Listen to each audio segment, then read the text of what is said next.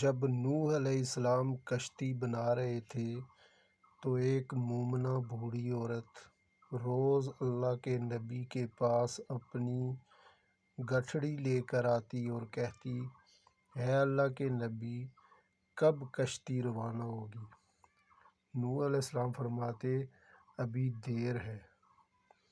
وہ عورت شام تک بیٹھی رہتی اور پھر اٹھ کر چلی جاتی۔ ایک دن نوح علیہ السلام نے فرمایا کہ ہے عورت، جب جانا ہوا تو تمہیں بتا دیا جائے گا۔ یہ عورت واپس چلی گئی اور انتظار کرنے لگی کہ کب نوح علیہ السلام بلائیں گے۔ اس دوران عذاب آ گیا اور کشتی روانہ ہو گئی، لیکن نوح علیہ السلام نے اس عورت کو نہ بلایا۔ ظاہری طور پر نوح علیہ السلام کو اس عورت کو بلانا بھلا دیا گیا۔ جب طوفان تھما تو ایک دن نوح علیہ السلام کے دل میں محبت اٹھی کہ شہر کو دیکھوں جہاں سے چلا تھا۔ وہاں آئے اور قریب جا کر دیکھا تو ایک جھونپڑی میں دیا جل رہا تھا۔ نوح علیہ السلام یہ دیکھ کر چونک گئے کہ روئے زمین پر کوئی ایسا گھر بھی ہے کہ اتنے عظیم طوفان کے بعد بھی جس میں چراغ جل رہا ہے۔ انہوں نے وہاں تکبیر بلند کی تو وہ عورت سامان لے کر آ گئی اور کہنے لگی، یا نبی اللہ، کیا کشتی تیار ہے، چلیں؟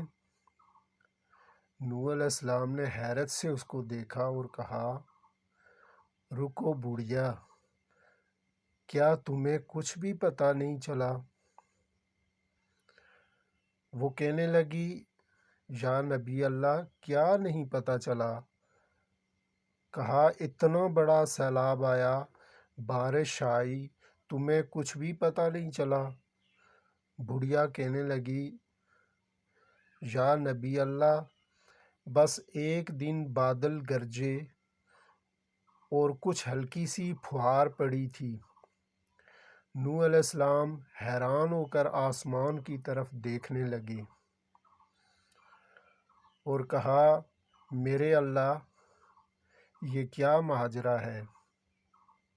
اللہ تعالیٰ نے نوح علیہ السلام پر وحی بھیجی کہ ہے میرے پیارے نبی، اس عورت کے دل میں چونکہ تمہاری محبت تھی اور تم نے اسے پابند کر دیا تھا، اور چونکہ تمہارا اس سے وعدہ بھی تھا کہ نجات کی کشتی میں اسے لے جاؤ گے، تب جب کہ تم نے اپنا وعدہ پورا نہیں کیا۔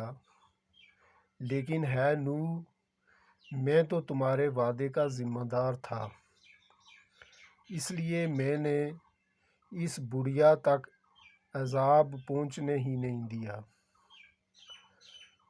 امام زین العابدین رضی اللہ تعالیٰ عنہ نے پاس بیٹھے اپنے مومنین سے فرمایا، او مومنو، یہ حدیث قیامت تک کے مومنین تک پہنچانا تم پر واجب ہے۔